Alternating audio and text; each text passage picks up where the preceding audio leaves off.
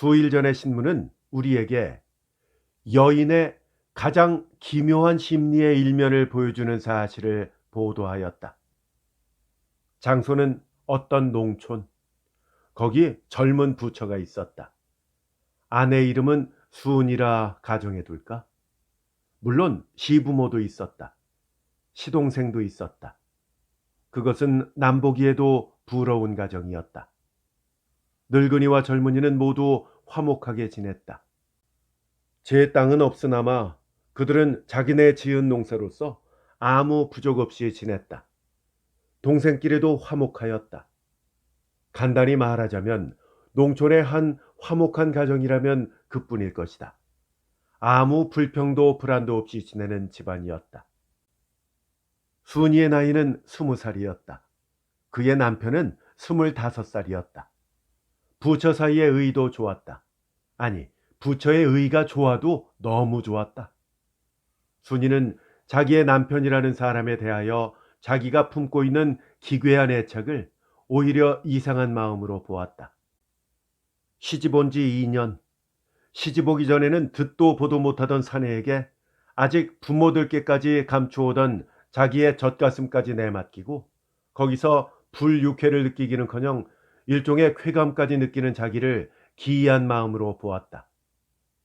밤마다 자기를 힘있게 품어주는 사내, 자기의 온몸을 소유할 권리를 가진 사내, 이러한 꿈과 같은 사내에 대한 첫 공포가 사라진 다음부터는 차차 자기의 마음에 일어나는 그 사내에 대한 애착심 때문에 순이는 때때로 스스로 얼굴까지 붉혔다. 여보, 첫 번에는 몹시도 수줍던 이런 칭호가 차차 익어오고 그의 발소리를 듣기만 해도 분간하리만치 남편에게 익은 뒤에는 그의 눈에는 이 세상에는 남편 한 사람밖에는 사람이 없었다. 그의 슬하를 떠나서 알지도 못하는 사내에게 안겨서는 도저히 살 수가 없을 것 같던 부모조차 남편의 손톱만치도 귀하지 않았다. 남편은 그에게는 이 세상의 유일의 존재였다. 밭에서 고나게 일하는 남편의 점심 광주리를 이고 나갈 때의 즐거움이며 늦게 돌아오는 남편을 기다리고 고대하는 쾌미는 나날이 맛보는 것이지만 나날이 또한 그만치 즐거웠다. 때때로 그녀는 생각해 보았다. 저게 웬 사람이람? 2년 전까지는 듣도 보도 못하던 사람, 꿈에도 못 본 사람, 이 세상에 저런 사람이 있었는지도 모르던 사람, 나를 부모의 슬하에서 떼어낸 사람, 새끼 조밥을 먹이는 뿐으로 마음대로 나를 부려먹는 사람, 때때로 성나면 내 따귀도 때리는 사람, 발길질까지도 사양하지 않는 사람, 그 사람이 곁에 있기만 해도 마음이 편안히 놓이고 밭에라도 나가면 적적하고 장에라도 가면 기다려주고 이렇듯 말하자면 원수면서 또한 끝없이 알뜰한 저 사람 대체 누구람? 그리고 빙긋 웃으면서 다시 잡고 있던 바느질을 계속하는 것이었다. 어떤 봄날 그 순인의 동리에 배장수가 왔다. 배장수는 젊은 사내였다. 배장수는 순이의 집에도 왔다. 그러나 배실만 사면 손수 짜는 순이의 집에서는 배를 사지를 않았다. 안 사겠다는 말을 들은 배장수는 억지로 권하지는 않고 그만두시오 할 뿐 돌아서 나갔다. 우물에 물을 길러 나갔던 순이는 집 앞에서 배장수를 만났다. 배장수는 순이를 보았다. 순이도 배장수를 곁눈으로 보았다. 그리고 배장수의 눈과 마주친 순이는 곧 눈을 도로 바로 하였다. 그러나 순이는 즉각적으로 배장수의 눈이 자기를 따라오는 것을 느꼈다. 순이는 얼른 물을 독에 부은 뒤에 방 안으로 뛰어들어와 거울을 보았다. 그러나 얼굴에는 흙도 먼지도 묻지 않았다.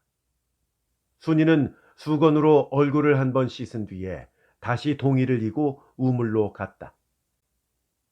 순이가 동이에 물을 길어 가지고 머리에 이려 할 때에 뒤에서 딱 하니 혀를 치는 소리가 들렸다. 돌아다 보니 뒤에는 배장수가 얼굴에 웃음을 담아가지고 서 있었다.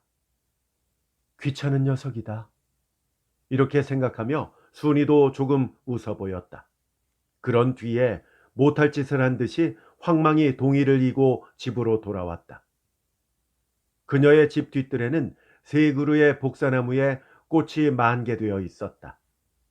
집으로 돌아온 순이는 동이의 물을 처분한 뒤에 정신 나간 사람같이 뒷뜰로 나가서 우두커니 서 있었다. 봄날도 좋기도 하다. 이런 생각이 때때로 그녀 마음을 스치고 지나갔다. 그러나 그 생각이 그녀로 하여금 이렇듯 뜰에 서 있게 한 바가 아니었다. 그러면 그녀의 마음을 지배한 것은 무엇? 그것은 순이도 몰랐다. 그것은 봄날의 탓일까? 그것은 젊음의 탓일까? 그것은 배장수의 탓일까? 그것은 나무에서 죄죄거리는 새들의 탓일까? 순이는 알 수 없었지만 몹시도 근심스럽고도 상쾌한 듯한 생각은 그녀 마음을 이리 주물고 저리 주물렀다. 저녁 안 짓나? 남편이 그녀 등 뒤에 와서 어깨를 툭 친 때에도 그녀는 한순간 깜짝 놀랄 뿐 더 움직이지를 않았다. 이전과 같으면 에이구 놀랐다 하면서 정도 이상의 놀람과 애교와 원망을 남편의 위에 던질 그녀였지만 이번에는 억지로 조금 웃음을 얼굴에 나타냈을 뿐이었다. 남편이 그녀 얼굴을 들여다보았다. 저녁 어서 지어야지. 봄날도 좋기도 하다.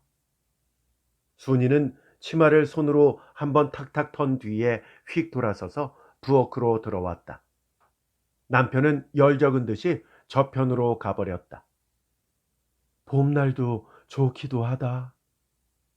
몹시 근심스럽고도 상쾌한 듯이 이 한마디의 말은 저녁을 짓는 동안 순이의 머리에 딱 붙어서 떨어지지를 않았다.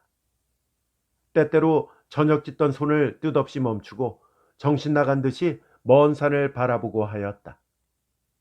그날 저녁같이 맛없는 저녁을 순이는 아직껏 먹어보지 못하였다. 억지로 두어 숟갈 먹은 뿐 그녀는 숟갈을 던지고 먼저 부엌으로 나갔다. 밤이 왔다.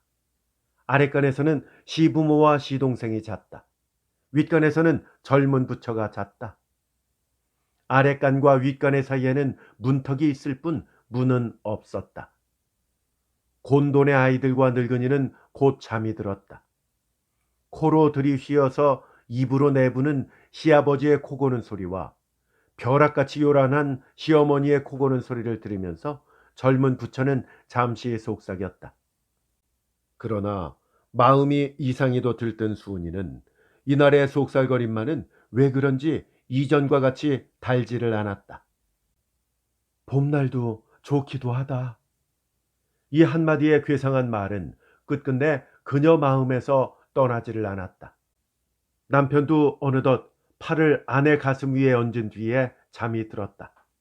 그러나 젊은 아내는 잠이 못 들었다. 봄날도 괴상하기도 하다. 밝을 때가 거의 되었다. 문득 밖에 사람의 기척이 들렸다. 그들의 집은 길을 향하여 있는 집. 문 밖을 나서서 토박만 내려서면 길이었다. 그 길에 사람의 기척이 들렸다. 딱 혀를 치는 소리가 들렸다. 순이는 몸을 와들와들 떨었다.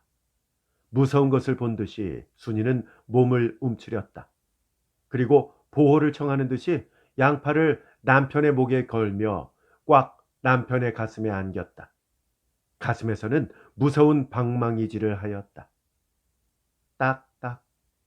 길에서는 퇴근하는 듯이 또다시 혀를 치는 소리가 들렸다. 순이는 그 소리를 듣지 않기 위하여 이불을 푹 뒤집어 썼다.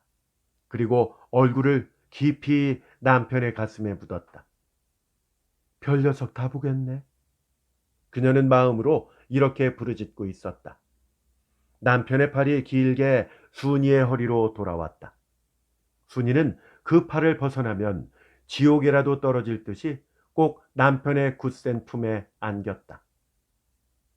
여보, 밖에 누가 왔소? 나를 낳으라오.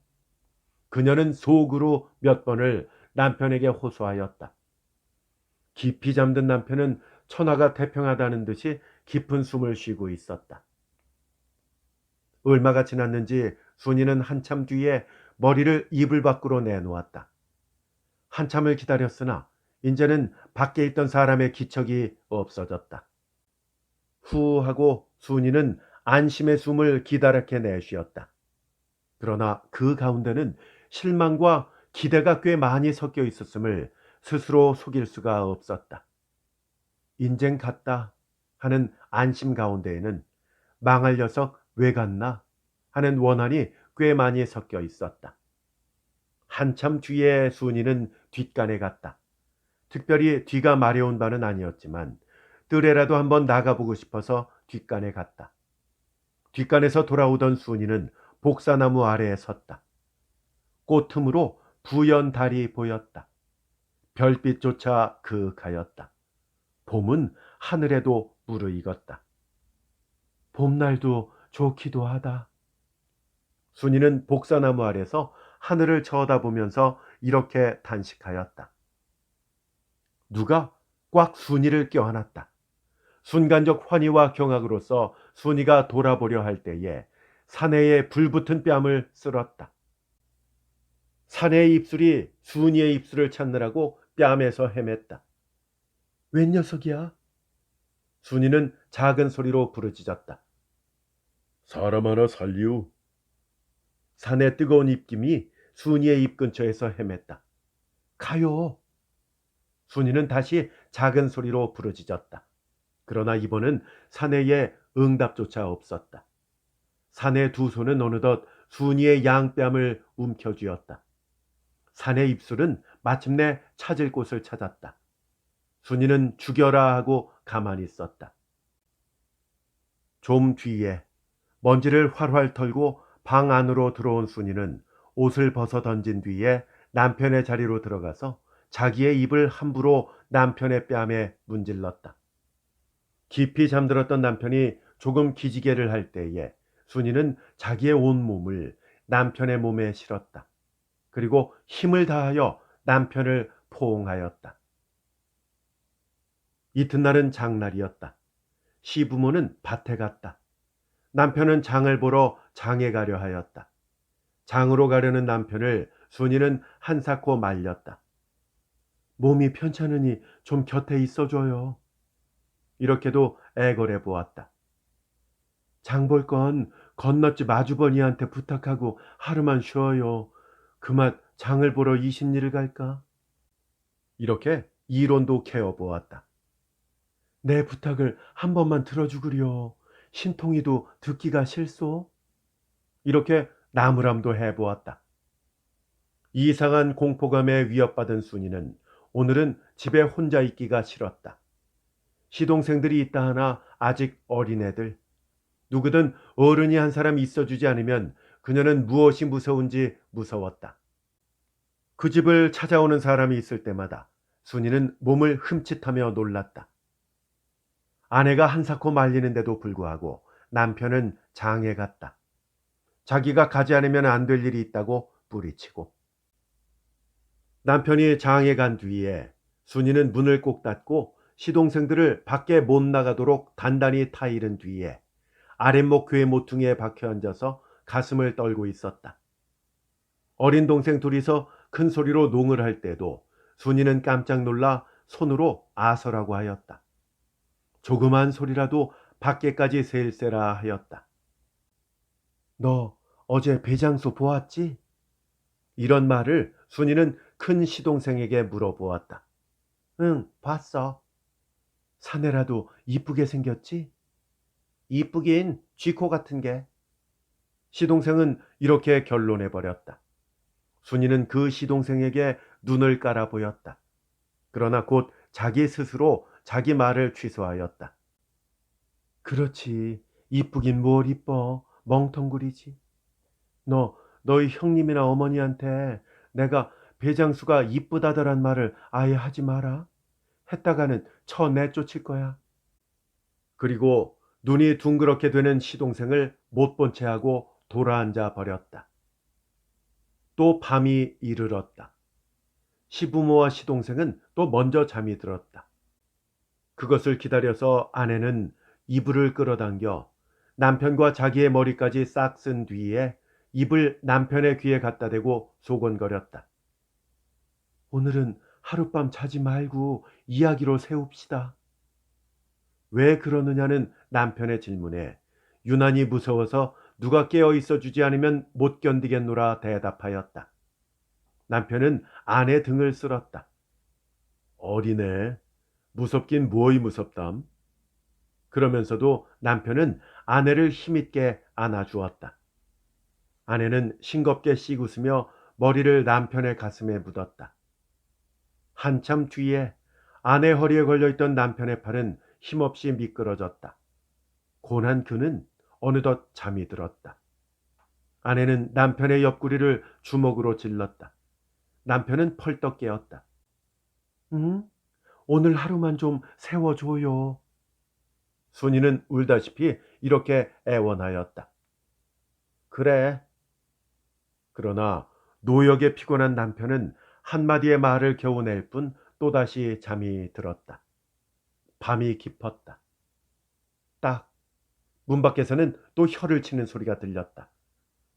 어젯밤에 순이를 놓아줄 때의 약속에 의지해 배장수가 또 온 것이었다. 순이는 뒤집어 썼던 이불을 한층 더 엄중히 썼다. 그러나 비록 엄중히 썼다 하기는 하나 순이는 밖에서 또 무슨 소리가 날까 하여 온 신경을 귀에 모으고 기다렸다. 딱딱 밖에서는 또 채근하는 소리가 들렸다. 순이는 흐늘흐늘 일어났다. 그리고 옷을 입고 밖으로 나갔다. 밖에는 배장수가 순이를 기다리느라고 이리저리 거닐고 있었다. 순이는 문 밖에 나서면서 벌써 배장수를 보았지만 나는 너를 보러 나온 것이 아니다 하는 듯이 배장수 앞을 지나서 저편으로 갔다. 여보. 배장수는 순이가 자기 앞을 지날 때에 주의를 끌기 위하여 이렇게 찾아보았지만 순이는 한번 힐끗 돌아보고는 그냥 지나가 버렸다. 그러나 순이의 심리를 이미 알고 벌써 순이의 마음을 잡았다는 굳은 자신을 가진 배장수는 순이를 따라오지도 않고 그냥 그 자리에 버티고 서 있었다. 아니나 다를까? 순이는 배장수의 앞을 그냥 지났지만 더 갈 곳은 없었다. 조금 더 가서 샛길로 들어서서 잠시 일 없이 서 있던 순이는 다시 돌아서서 제 집으로 향하였다. 순이는 제 집 앞에서 배장수를 만났다.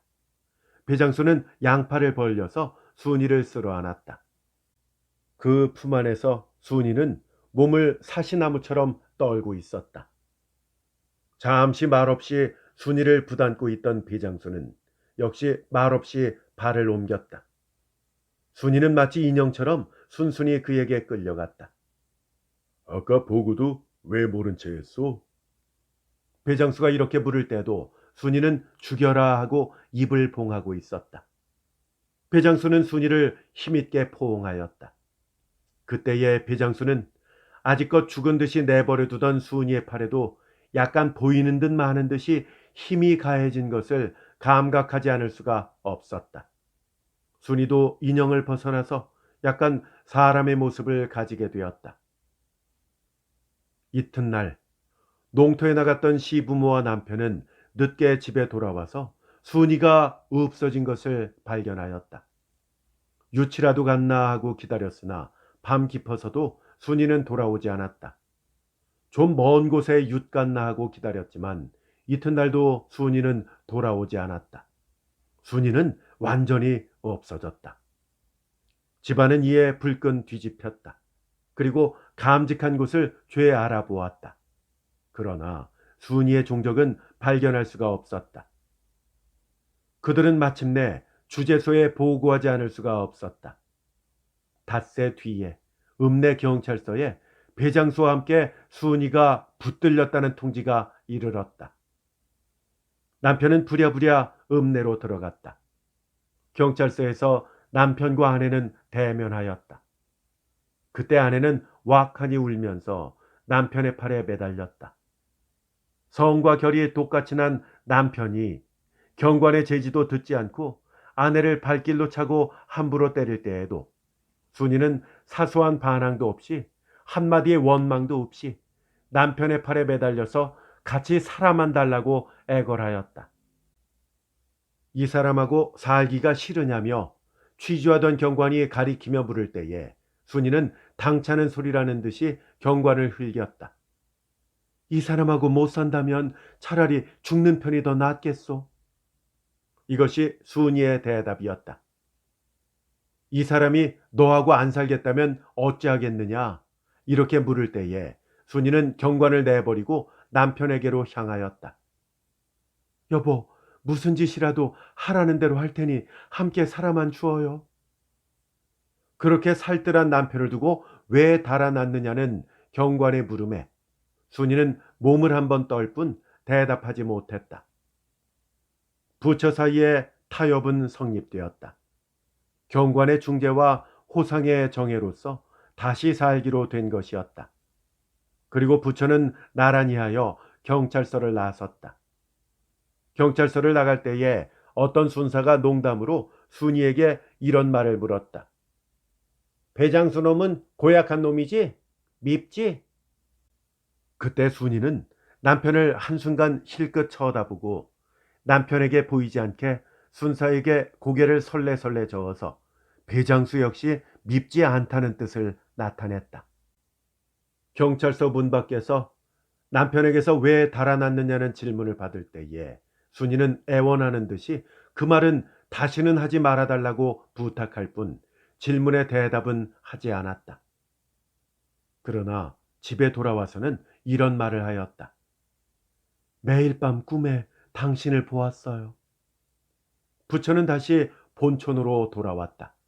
그리고 전과 같이 안온하고 화탁한 생활은 다시 계속되었다. 순이는 왜 배장수와 어울려서 달아났나? 먹을 것이 없었나? 입을 것이 없었나? 남편에 대한 애정이 없었나? 시부모가 학대를 하였나? 시동생이 귀찮았나? 생활에 대한 불평이 있었나? 혹은 뒤뜰의 복사나무가 보기가 싫었나? 위에 기록한 가운데 아무것도 순이가 배장수와 어울리게 될 근거와 달아날 이유가 될 것이 없다. 그러면 그녀는 왜 배장수와 어울려 달아났나? 여인은 수수께끼다. 사랑이라는 것을 마치 배나 능금처럼 절반으로 갈라서 좌우편으로 붙일 수가 있는 여인은 우리의 도저히 풀 수 없는 커다란 수수께끼며 또한 도저히 알 수 없는 무서운 괴물이다. 순이는 왜 달아났을까? 또 한 가지, 이건 역시 신문지가 보도한 여인의 기괴한 심리의 발동. 역시 무대는 농촌, 주인공은 역시 젊은 부처였다. 이번 아내의 이름은 서분이라 해둘까? 서분이는 19이었다. 그의 남편은 17이었다. 결혼한 지 3년, 부처 사이의 의를 남들은 좋다 보았다. 시부모며 서분이의 친정 부모들도 좋다 보았다. 서분이도 의가 나쁘다고는 보지를 않았다. 남편은 이상한 존재. 이것이 서분이의 남편에게 대한 관념이었다. 그에게는 남편이 어디라 특별히 고운 데는 없었지만 밉게 보이지도 않았다. 때때로 발버둥이를 치며 배를 부릴 때는 역하기도 하고 각 쥐어받고 싶기도 하지만 그러나 어디라 밉게까지 볼 곳은 없었다. 사람의 일례로 시집은 가는 것, 시집을 가면 남편이라는 사람이 있는 것, 그녀의 시집에 대한 관념과 남편에 대한 관념은 대략 이 한마디로 끝이 날 것이었다. 남편과 아내 사이에 필연적으로 생기는 의무며 권리며 의리며 애정, 이런 것은 알지도 못하였다. 남편이란 것은 시집의 아들이며 자기를 마음대로 부려먹는 사람이며 밤에는 한자리에서 자야만 되는 사람, 이 밖에는 부부에 대한 아무런 관념이며 이해가 없었다. 건너동리에서 어떤 색시가 새서방의 밥에 양잿물을 넣어서 독사를 계획한 일이 이 동리까지 소문났다. 뒷동리에서는 어떤 색시가 잠든 새서방의 묵을 무명으로 댔다가 들켰다. 서분내 동리에서도 어떤 젊은 색시가 누구와 공모하여 남편을 방망이로 때려 죽인 일이 있었다. 이 몇 가지의 사건은 서분이의 머리에 이상이 영향되었다. 비록 농촌에서 나고 농촌에서 자라난 서분이라 하나 과도기인 현대에 태어난 그녀는 역시 시대의 공기에 몇 감지 않을 수가 없었다. 도의 여인들이 필요 없이 독약 같은 것을 가장 비밀인 듯이 비장하며 사랑도 않는 사내의 사진만을 들여다보면서 한숨 지으며 숭배하고 싶지도 않은 발렌티노를 숭배해야만 될 것 같이 생각되어 숭배하는 동안 농촌의 서분이에게는 또한 농촌 여인다운 마음의 시대적 동요가 있었다. 남편은 죽여도 좋은 사람. 근방의 몇 가지의 남편 독살 혹은 독살 미수 사건이 서분이의 마음에 던진 첫 번 그림자는 이것이었다. 이것뿐이면 문제는 더 없겠는데 그의 마음에 들어앉은 이 그림자는 들어앉으면서 곧 한 걸음 더 나아가기조차 주저하지 않았다. 남편은 죽여야 할 사람. 첫 그림자는 어느덧 이와 같이 변해버렸다. 남편의 애정이라 하는 것은 성적 쾌미를 이해한 뒤에야 처음으로 생기는 것이다. 부부의 애정이라 하는 것은 남녀의 애정에 의리라는 것이 좀 더 가미된 데 지나지 못한다. 부부의 교합이라는 것을 다만 그 아비와 그 지엄이가 까닭은 모르지만 해야만 되는 것쯤으로 알고 있는 서분이에게는 남편에 대하여 아내로서의 애정이 있을 리가 없었다. 아내라는 것은 어떤 것인지 그 의의조차 몰랐다. 밤에 한자리에서 자는 것, 이것이 부부이거니 이 이상은 몰랐다. 아직 성과 애정과 부부 문제에 대하여 아무 철이 없는 서분이의 귀에 몇 가지의 살부 사건이 들어올 때에 서분이는 자기도 남편을 죽여보고 싶은 생각이 났다. 그 생각의 근원에는 남편이란 죽여야 될 것이라는 막연한 생각까지 섞여 있었다. 그녀는 자기의 시부모가 수십 년 전에는 자기와 같은 젊은 부부였다는 것을 생각지 않았다. 자기의 친정 부모가 수십 년 전에는 역시 지금의 자기와 같은 젊은 부부였다는 것도 잊었다. 이성이 합하여 수십 년 뒤에는 한 몸과 같이 된다는 것을 생각지도 않았다. 그다지 밉게 보이지는 않지만 남편이란 사람은 왜 그런지 남같이 생각되었다. 비록 죽여버린다 할지라도 아무렇지도 않을 남이었다. 어디 죽여보자. 이리하여 그녀는 어떤 날 남편의 밥에 바늘을 두세 개 묻었다. 어른과 아이는 한 방에 모여서 저녁을 먹었다. 남편도 숟갈을 들었다. 이때부터 웬 까닭인지 서분이의 마음은 괴상한 공포로서 도저히 스스로 걷잡을 수가 없었다. 한 술, 두 술, 남편이 입에 밥을 넣을 때마다 서분이는 입을 벙칫벙칫하였다. 그 밥을 잡수지 말아요. 그 밥에는 바늘이 들었어요. 남편의 입으로 밥이 들어갈 때마다 목에까지 나와서 걸리는 이 말을 도로 삼키느라고 서분이는 몇 번은 소리를 냈다. 남편을 주의하느라고 자기의 밥조차 잊었다. 너 밥 안 먹느냐? 서분이는 시어머니에게 두 번이나 이런 채근을 받았다. 그럴 때마다 네, 먹지요 하고 머리를 밥으로 향하고 했지만 한 입만 먹은 뒤에는 그녀 주인은 또다시 남편의 숟갈로 향하고 하였다. 오늘은 별로 밥을 많이도 먹네. 서분이는 울상이 되어 이런 생각까지 하였다. 남편의 밥그릇이 거의 밑이 드러나게 된 때였다. 남편은 갑자기 에크 소리를 치며 숟갈을 멈추었다. 아, 서분이는 바야흐로 입으로 가져가려던 숟갈을 힘없이 떨어뜨렸다.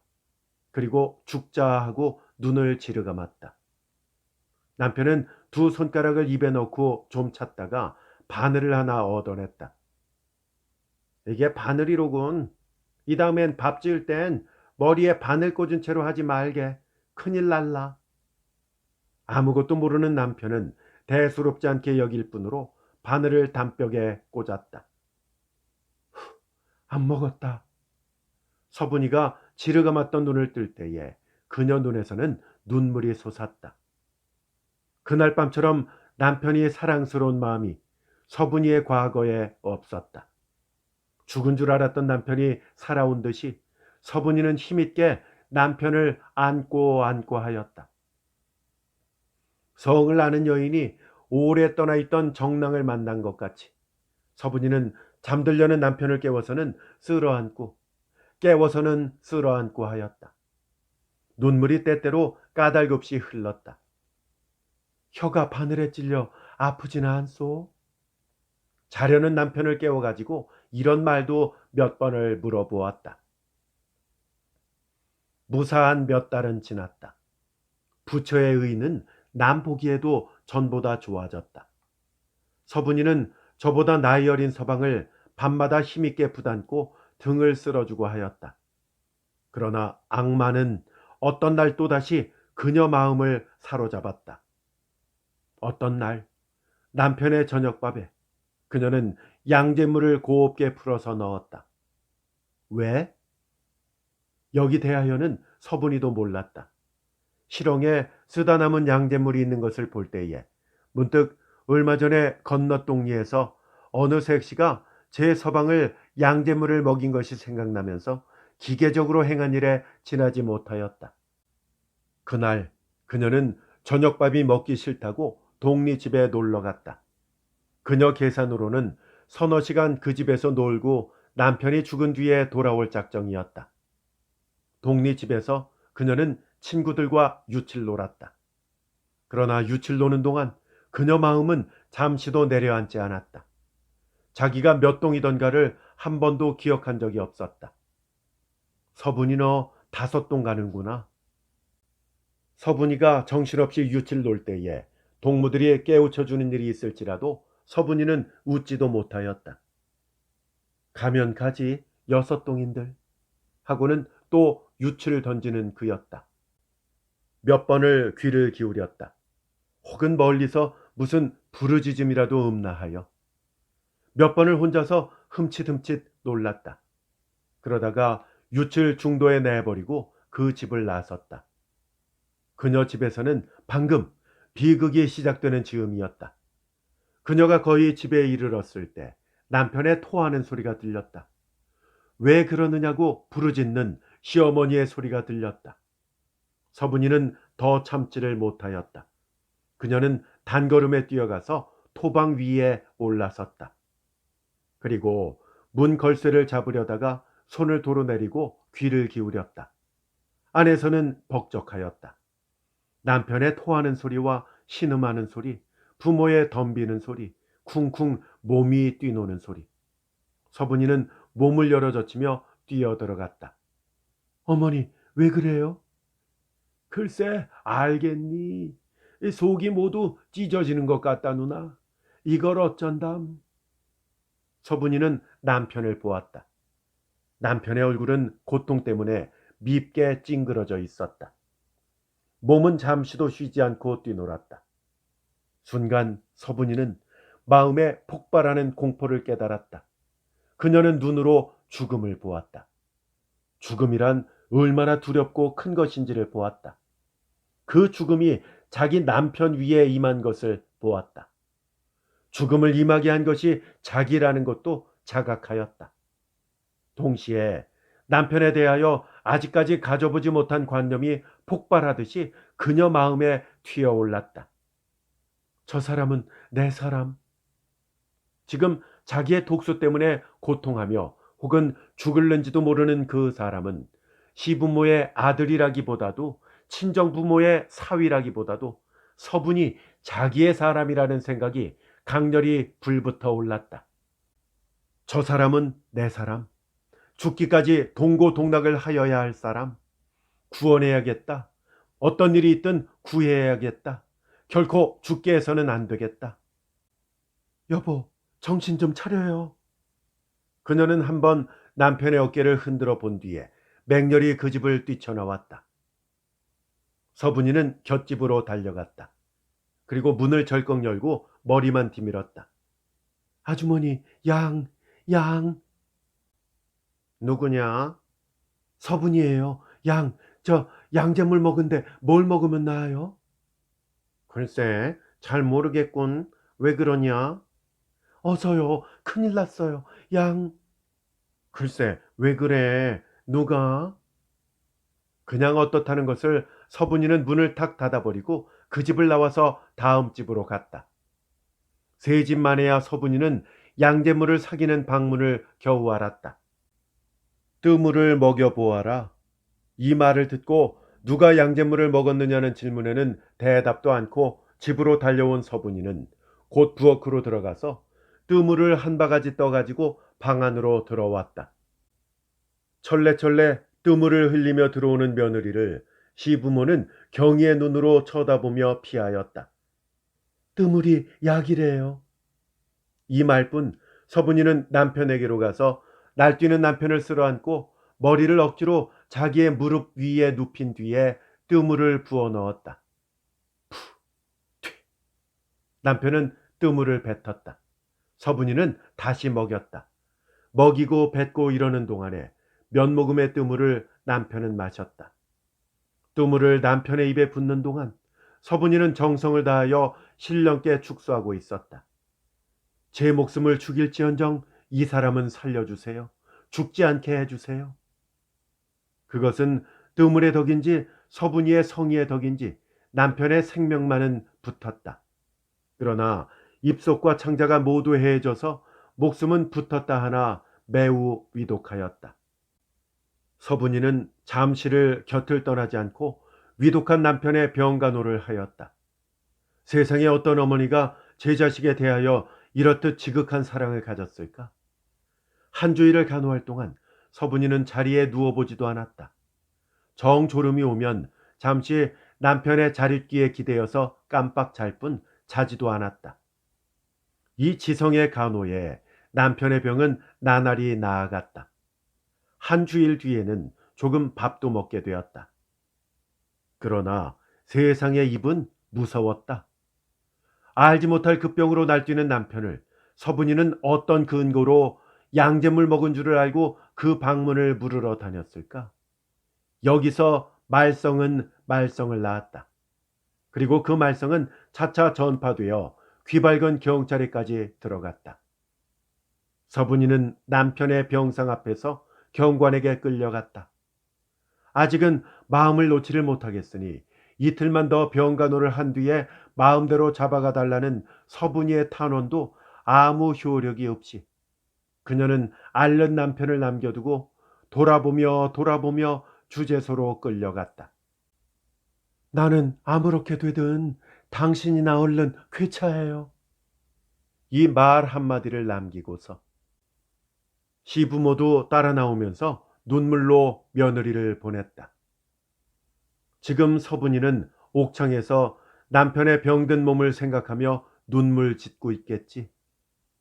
여인에 향하는 의표 외의 일은 도저히 우리로서는 해석할 수가 없는 일이다. 서분이는 왜 남편을 죽이려 하였을까? 여인은 수수께끼다. 여인은 하느님의 특작 제품이다.